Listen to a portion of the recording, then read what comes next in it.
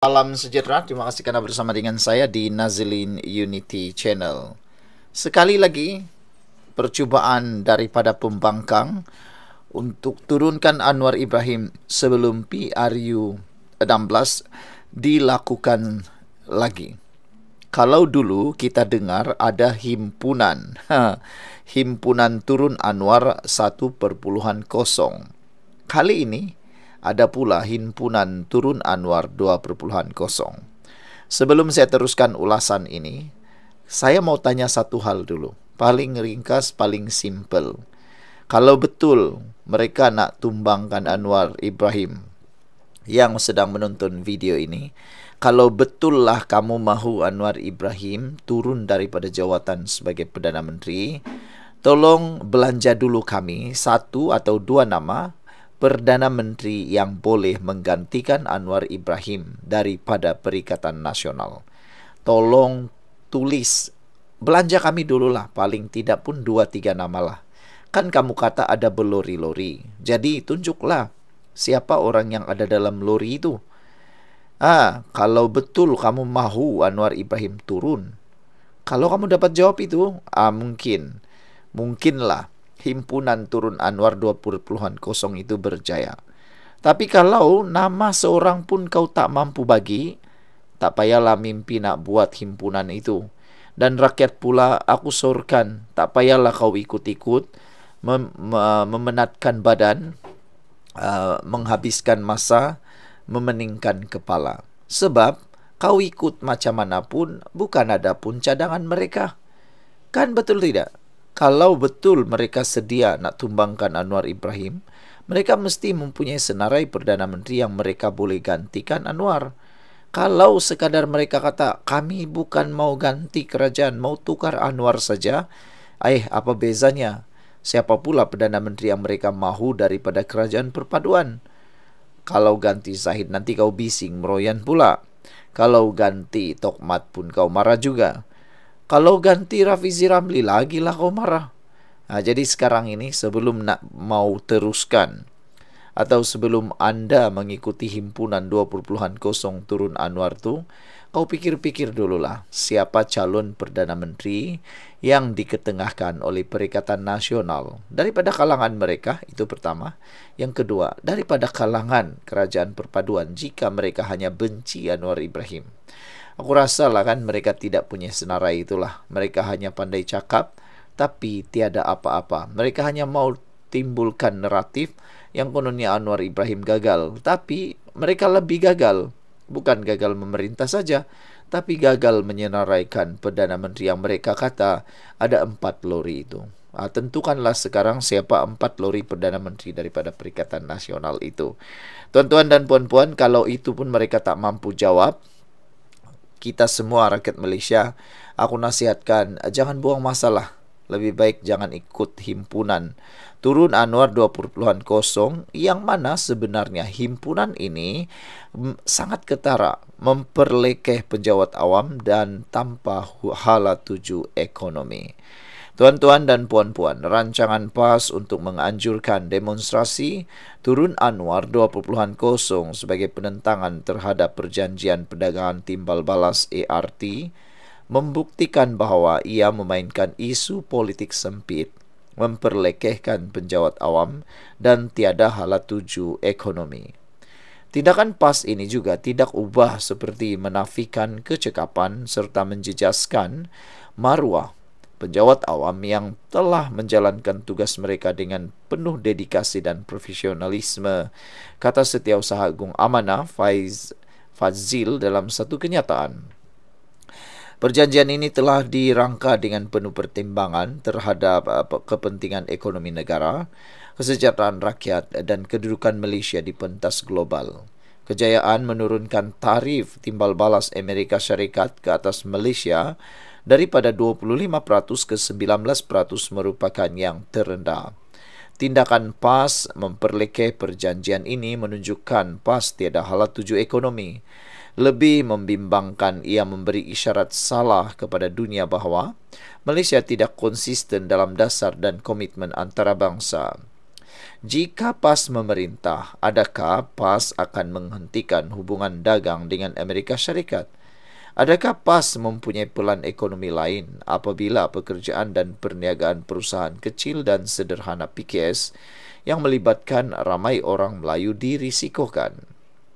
Sedangkan Amerika Syarikat merupakan pasaran ekspor terbesar Malaysia, melibatkan jumlah dagangan pada tahun 2024 sebanyak 325 bilion ringgit dengan jumlah ekspor Malaysia Amerika sebanyak 198.65 bilion. Nilai dagangan tinggi yang mengukuhkan ekonomi Malaysia dan membuka peluang pekerjaan kepada ramai orang Melayu dan anak muda. Demonstrasi turun Anwar 2.0 telah diumumkan oleh Ketua Penerangan PAS Ahmad Fadli Isyari sebagai tentangan terhadap ART. Tuan-tuan dan puan-puan sekalian, kita rakyat Malaysia kena berhati-hati mengikuti himpunan turun yang buang masa, tidak punya hala tuju dan merugikan. Dan dulu untuk kali ini, jangan lupa tinggalkan komen anda. Bye-bye. Salam sejahtera. Ada dua perkara mengejutkan kita malam ini. Pertama, Najib bakal diampuni. Oleh siapa? Nanti kita baca. Yang kedua, cadangan untuk merayu daripada Perikatan Nasional Muhyiddin Yassin dan Hadi Awang supaya mencadangkan sekali lagi Mahathir jadi Perdana Menteri. Dua isu ini menjadi panas hari ini apabila seorang mantan menteri yaitu Zahid Ibrahim mencadangkan supaya Mahathir dijadikan Perdana Menteri sekali lagi. Tapi yang paling teruk dalam cadangan itu ialah cadangan dia supaya Najib diampuni, dikeluarkan daripada penjara. Dia kata seperti Anwar dulu pun boleh, kenapa Najib pula tidak boleh? Wah, itu logik akal yang semua orang boleh fikir. Tapi dia lupa bahawa Najib sekarang ini menerima hukuman penjara gara-gara perbuatan ataupun pendedahan Mahathir sendiri. Dan mahukah Mahathir menjadikan Najib sebagai penerus legasi Perdana Menteri selepas dia jadi Perdana Menteri? Atau dia akan membuat kelicikan sekali lagi? Tuan-tuan dan puan-puan sekalian.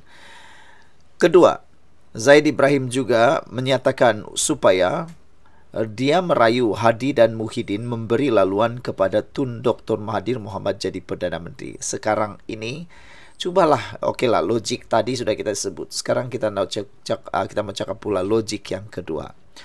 Najib dikeluarkan daripada penjara supaya boleh Mahathir menang. Dia nak dapat menunggang pengaruh Najib lah, lebih kurang macam tu.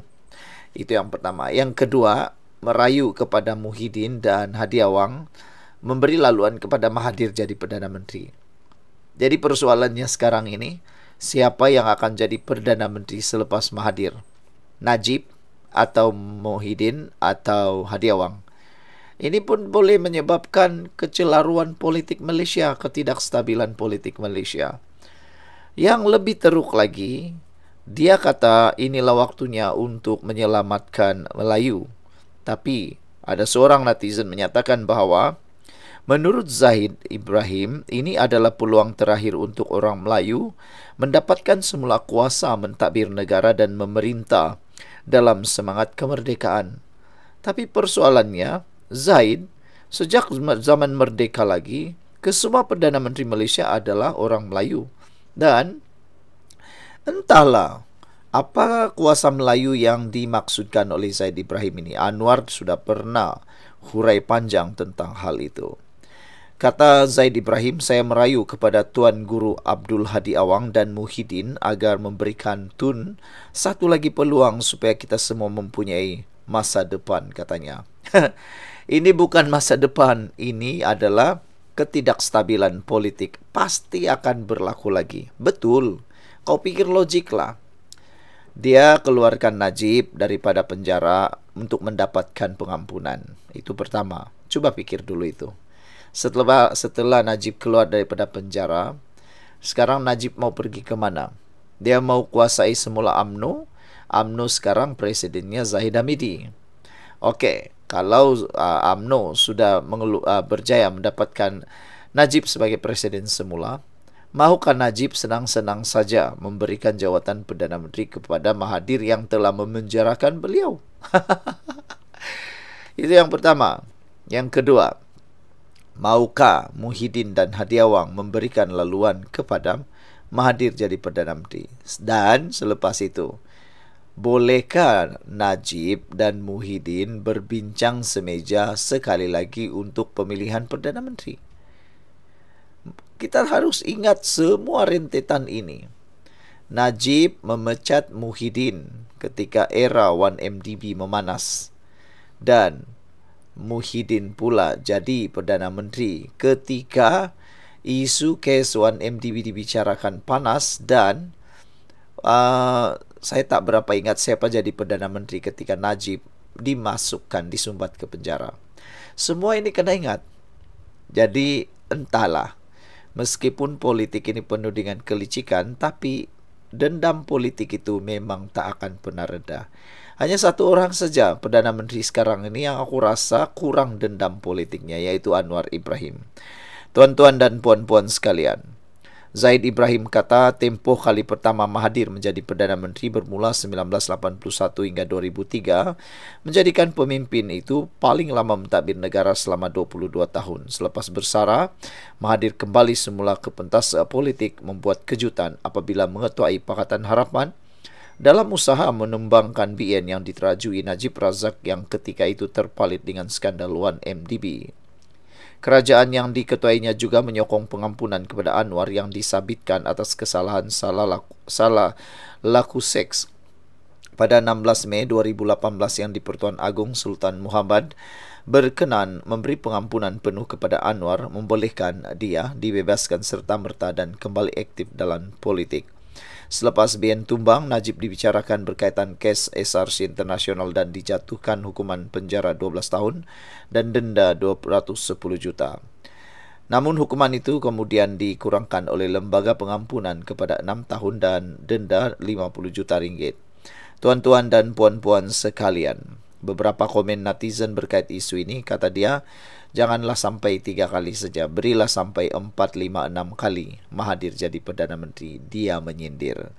Kata Jago Kampung Resort, ini adalah kenyataan yang mungkin dibuat semasa sedang mabuk, katanya. Dan seorang pula kata, menurut Zaid, ini adalah peluang terakhir untuk orang Melayu mendapatkan semula kuasa, mentadbir negara dan memerintah dalam semangat kemerdekaan. Ditanya pula kepada Zaid sekali lagi, sejak merdeka lagi kesemua Perdana Menteri Malaysia adalah orang Melayu. Di mana sudutnya kehilangan kuasa, kata beliau. Sekian dulu untuk kali ini. Jangan lupa tinggalkan komen anda. Bye-bye.